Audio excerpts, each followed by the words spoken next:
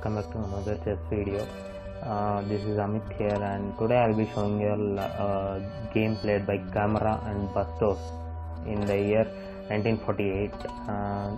This is an opening in Gaico piano, and White actually here gains the control of the center in the opening itself, so it becomes easier for him to defeat his opponent because he was a bit backward. So that's the worry of the game, and the game begins with White plays e4, e5, and f3, and c6, and here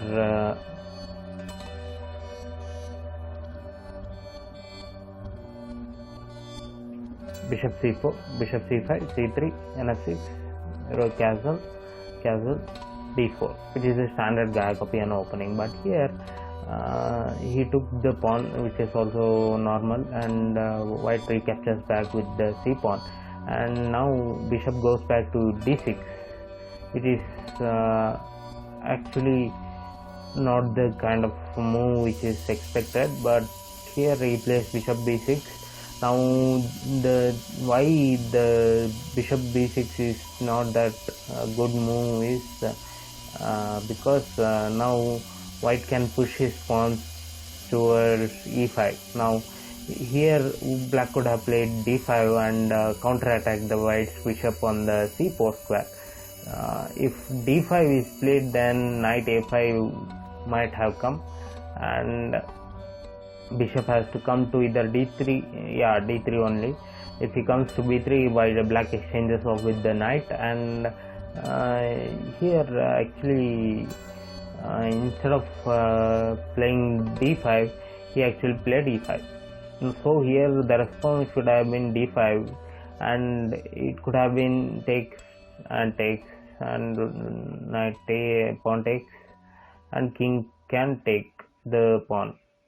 So this could have been played, but instead what he played was he took his knight back to e8. Now knight to e8, bishop to g5 was played. Bishop to g5 was a good move, but here he wants Black to get his knight back to e7, and his bishop would be pinning the knight.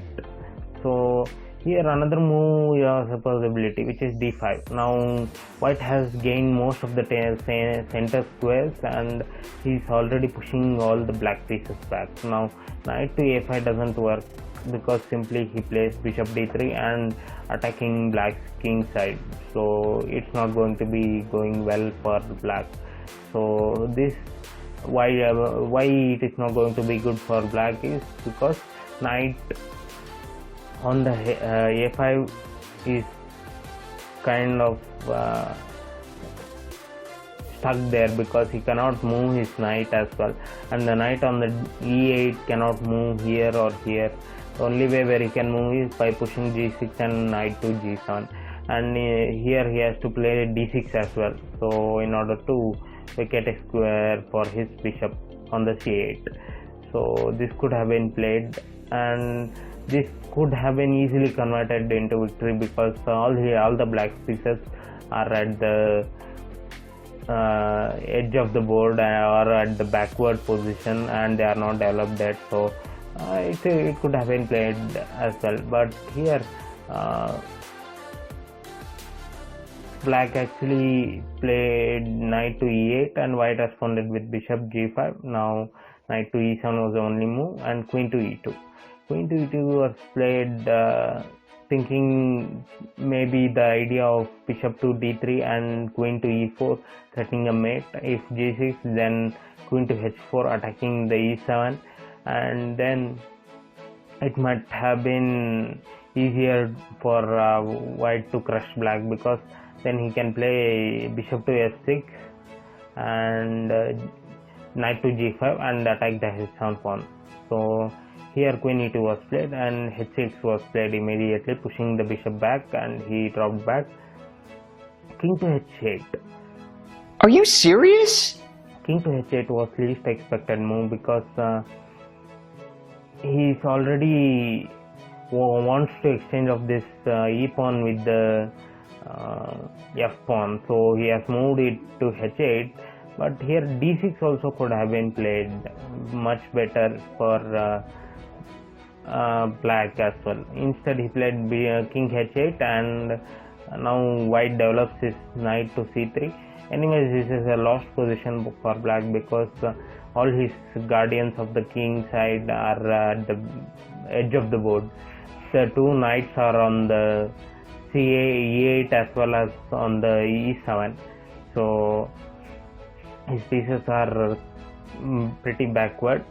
White can simply play slowly and develop in position and win the game. And now f6 was played, takes and knight takes. This was his black's plan.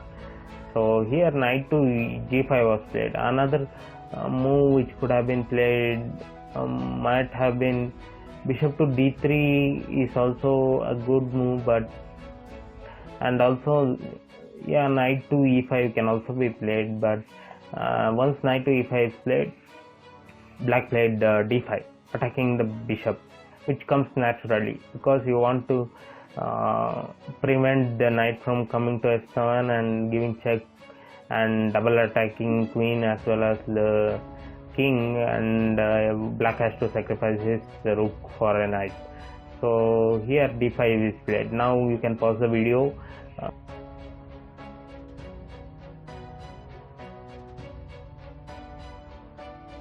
In order to find out the brilliant move played by white. The move played by white was he took the bishop pawn with the bishop. Now he is actually sacrificing his bishop, but in return he will gain back his bishop, gain back the sacrificed bishop for a rook by giving check on the d6. But here black captures the d5 bishop and white gives check on the g6. King comes to f8. Now he captures the knight on the d4. Now knight cannot capture, only queen has to capture. If queen captures the knight, then knight to e7. If queen captures the knight on the e5 d5, then knight to e7 and king has to go to h8, and knight captures the queen on the d5 square.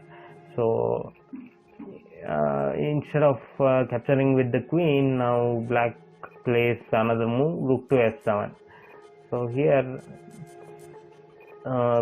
black is preventing the exchange of his rook for a knight, and he played to f7.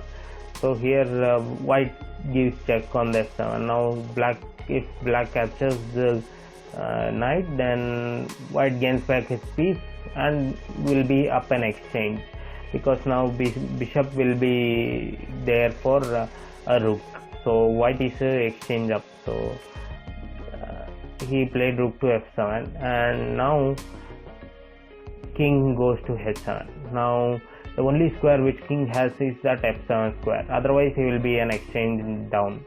So here white plays queen d3, threatening a discover attack.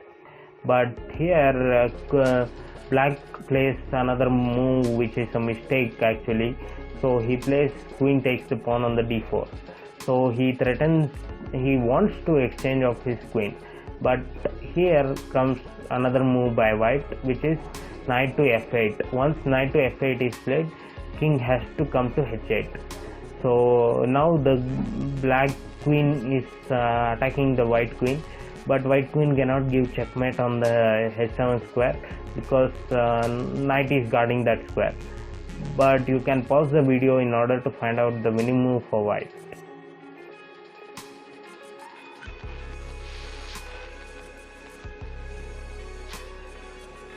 The move for white is queen to h7. Now black has to take his queen with the white's queen with the black knight. Now knight to g6 becomes a brilliant mate, cornering the black king and checkmating off with the white knight. So hope you like this video. I wanted to show you all this video because white actually checkmates the black king in a different manner, not the usual way, with the black knight on the h7 covering the escape square for the king, and the two knights coordinating with each other and checkmating the black king. So hope you like this video. If you like this video and are new to my channel, please subscribe to my channel and show your support. Thank you all for watching.